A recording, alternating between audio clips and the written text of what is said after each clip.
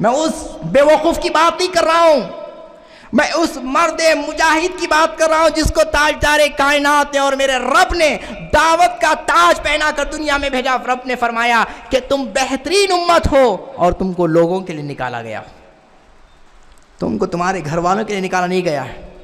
یہ بات ذہن میں بٹھا لو۔ آج ہمارے پاس بہت بڑا عالمیہ ہے، بیوی کی طبیعت خراب ہے، اجتماع گول، اماں کو دعوت میں لے جانا، اجتماع گول، کسی سے قرضہ لینا، اجتماع گول۔ یاد رکھو تم دعوت امت ہے، تمہاری ذمہ داری ہے۔ اگر تم اس دعوت کے کام کو انجام نہیں دو گے تو یاد رکھو تم پر ظالم بادشاہ ہوگا، اور اس کے ظالمانہ کردار کی تاجدار کائنات نے اس طرح سے اشاعت فرمائی ہے۔ میرے آقا نے فرمایا کہ سنو، تمہارے اوپر ظالم بادشاہ آئے گا، وہ تمہارے بچوں کو مارے گا اور تمہاری فریاد کو دبائے گا، تمہارے خون سے اپنے ہاتھوں کو رنگے گا اور تمہارے لاشوں کو وہ رول دے گا، اور تمہاری فریاد کو کوئی سننے آگے نہیں بڑھے گا۔ کیا یہ پورا منظر کشی آج نہیں ہو رہی میرے ساتھ؟ یہ پوری منظر کشی آپ کے ساتھ نہیں ہو رہی ہے؟ تو یاد رکھو یہ ذمہ داری ہے تمہاری کہ تم دعوت کے کام کو سمجھو۔ آج امت کا زوال دعوت کے کام سے دور ہونا، یہ بہت ہی اہم ترین عمل ہے۔ جب تک آپ ذمہ داری کو محسوس نہیں کرو گے، قبول نہیں کرو گے، آپ یہ زوال سے باہر نہیں آؤ گے۔ میں بارہا کہہ رہا ہوں، آج میں نے موضوع ضرور رکھا ہے کہ زوال امت، یہ صرف تمہارے اندر احساس اور جذبے کو پیدا کرنے کے لیے کہا ہوں، ورنہ امت کو کبھی زوال نہیں آیا ہے، کیونکہ میرے آقا نے فرما دیا ہے اللہ نے مجھ کو غالب رکھا ہے، صبح قیامت تک میں غالب رہوں گا۔ اسلام نہ کل غالب ہوا ہے اور نہ مغلوب ہوا ہے، نہ آج ہوا۔ اسلام کل بھی غالب تھا اور آج بھی غالب ہے، صبح قیامت تک غالب رہے گا۔ ہاں، ہم جیسوں پر اللہ کا عذاب ضرور آئے گا۔ اور یاد رکھو اللہ تبارک و تعالی اس قوم کو اپنی نعمتوں سے محروم کر دیتا ہے، اپنے انعامات سے محروم کر دیتا ہے، جو قوم، جو فرد اللہ کا شکر کرنا چھوڑ دیتے ہیں، جو ناشکر ہو جاتے ہیں، اللہ تعالیٰ ان پر ایسا ہی عذاب نازل فرماتا ہے۔ آپ جانتے ہیں اللہ نے آپ کو کتنے انعامات دیا، سر کے بال سے پیر کے ناخن تک پورے اعضائے جسم کو سلامت رکھا۔ آپ اپنے تندرست جسم کو لے جائیے، کسی ایسے مریض کو دیکھیے جو بستر پہ پڑا ہوا ہے، اٹھ کر پیشاب نہیں کر سکتا، اور اب کہیے کہ بتاؤ اللہ نے آپ پہ کتنا بڑا احسان کیا ہے۔ کیا یہی کافی نہیں تھا اللہ کے کام پہ لگ جانے کے لیے؟ اللہ کے دین کی خدمت کے لیے آپ کو اتنی انعام کافی نہیں ہے؟ آپ اس شخص کے پاس جاؤ جو 2 وقت کی روٹی کا محتاج ہے، اور اپنے گھروں میں جا کے دیکھو 1 مہینے کا اناج میسر ہے۔ آپ ان کے پاس جا کر دیکھو جن کے بیٹیاں بیٹے اس کام میں کٹ رہے ہیں اور ان کو بچانے والا کوئی حامی اور ناصر نظر نہیں آتا۔ آج تمہارے ارد گرد کتنے موجود ہیں؟ کیا یہ اللہ کا شکر نہیں تھا؟ عزیزان گرامی، یہ ایسی موٹی موٹی چیزیں میں بتا رہا ہوں، یہ کوئی مذہبیت سے تعلق نہیں رکھتی ہے، یہ فردن سے، فرد واحد سے تعلق رکھتی ہے۔ کیا یہ شکر الہی کافی نہیں تھا؟ پھر کیا بات ہے کہ آج ہم ناشکر خدا بن چکے ہیں، خدا کا شکر کرنا چھوڑ دیا۔ یاد رکھو شکریہ، اگر کوئی ہم کو ٹھنڈا پانی پلا دے تو تھینک یو کہتے ہیں، لیکن چھینک آئی تو الحمدللہ نہیں کہتے۔ جبکہ آپ کو اگر ایک بار چھینک آتی ہے تو دماغ سے 17 بیماریاں باہر چلی جاتی ہیں۔ خالی ایک چھینک مارنے سے دماغ کی 17 بیماریاں باہر نکل جاتی ہیں۔ کتنا بڑا میرے رب کا انعام تھا ہم پر، ہم نے اس کی ناقدری کی تو کیا اللہ کا عذاب نہیں آئے گا؟ پھر بھی میں شکر ادا کرتا ہوں۔ میں فلسطین کے خونی مناظر کو دیکھا، شام اور سیریا کے خونی مناظر کو دیکھا، اس پر بھی میں اللہ کا شکر ادا کرتا ہوں کہ اللہ نے میرے سامنے میرے بھائیوں، میرے بچوں اور خواتین کی لاشوں کو نظر آیا، لیکن مجھ پر پتھر کی بارش نہیں فرمایا۔ آپ جانتے ہیں اللہ تعالیٰ نے موسیٰ علیہ نبی علیہ السلام کی قوم کو فرمایا تھا کہ ہفتے کے دن مچھلی کا شکار نہ کرنا، تو قوم یہود نے 1.5 ہوشیاری کی۔ ہمارے پاس ہوتا نا اجتماع کے آخری وقت میں جائیں گے مولانا خاموش ہو جاتے ہیں، آئے بولنے آئے نا، تو ایسی دیڑ ہوشاری قوم موسویہ میں بھی آ گئی، اور موسیٰ علیہ السلام نے فرمایا تھا کہ تم مچھلی کا شکار ہفتے کے دن نہ کرنا، تو انہوں نے کہا کہ ٹھیک ہے موسیٰ آپ بولتے ہیں تو ہفتے کے دن نہیں کرتے ہیں۔ جمعہ کے دن شام میں جا کے پانی دریا میں جال ڈال دیا،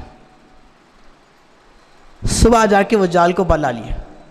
موسیٰ علیہ السلام نے کہا کہ پھر تم شکار کیا؟ موسیٰ نہیں، ہم ہفتے کے دن شکار نہیں کیے، یہ تو جمعے کے دن جال ڈال دیے تھے ہم نے۔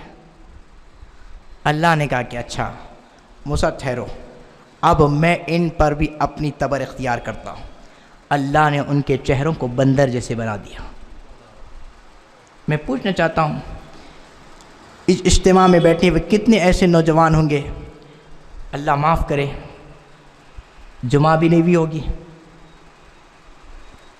5 وقت کی نماز کی بات نہیں کر رہا ہوں میں، جمعہ کی نماز بھی نہیں بھی ہوگی، یا پھر جمعہ کی نماز ہوئی بھی تو ایسی ہوئی ہوگی کہ امام 1 رکعت ادا کر دیا ہوگا، دوسری رکعت میں آ کے شامل ہوئے ہو گیا۔ یہ تو عذاب نہیں آیا ہمارے اوپر اللہ کا۔ اور آپ جانتے ہیں خانہ کعبہ کو ڈھالنے کے لیے لشکر یہ عیسائی آیا، خانہ کعبہ گرانے کے لیے آیا، خانہ کعبہ کو ڈھالنے کے لیے آیا۔ آج کتنے مسجدیں میں اور آپ ایران کر رہے ہیں، اللہ نے چھوٹی چڑیا کے چونچ میں چھوٹے کنکر سے قوم کو ہلاک کر دیا۔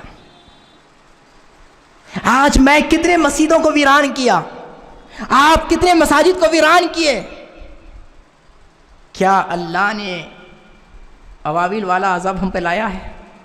یہ کرم نہیں ہے اللہ کا، یہ شکر الہی نہیں ہے ہمارے اوپر اللہ کا۔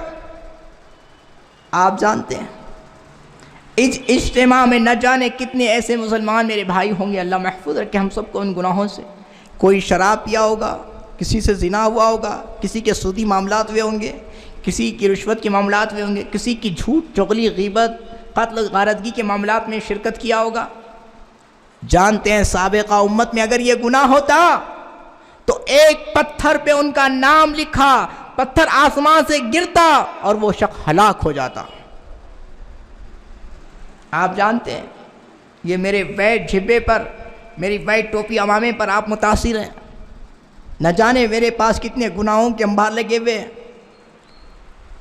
کل ایسی قومیں گزری ہیں، سابقہ انبیاء کی امتوں میں ایسا ہوا ہے کہ رات کو کوئی گناہ کرتے تو صبح ان کی پیشانی پر یا ان کے دروازے پہ لکھ دیا جاتا تھا کہ یہ شخص نے یہ گناہ کیا ہے۔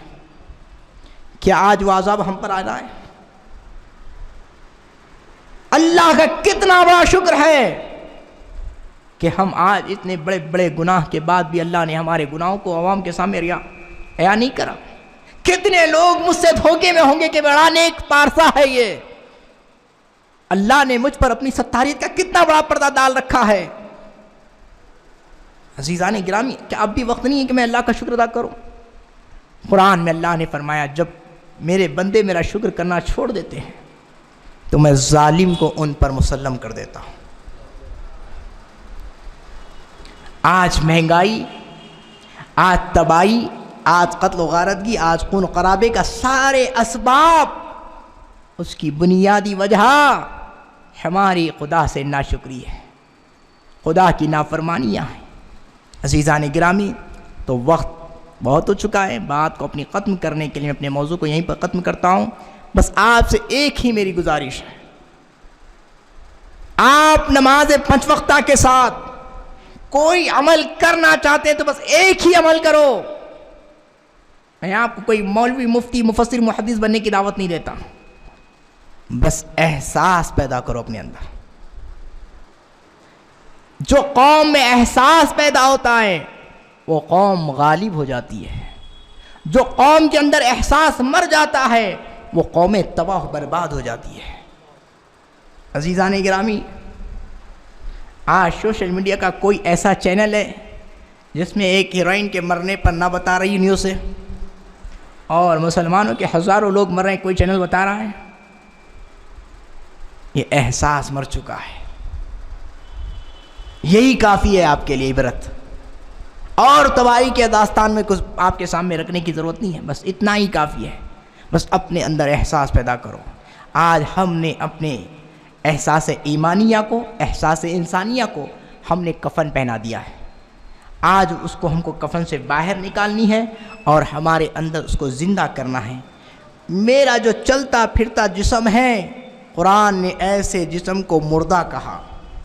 میری یہ چلتی پھرتی گھومتی گھماتی آنکھیں، قرآن نے اس کو اندھا کہا۔ میرے یہ دو بالش، یہ اتنے بڑے کان میرے، قرآن نے اس کو بہرا کہا۔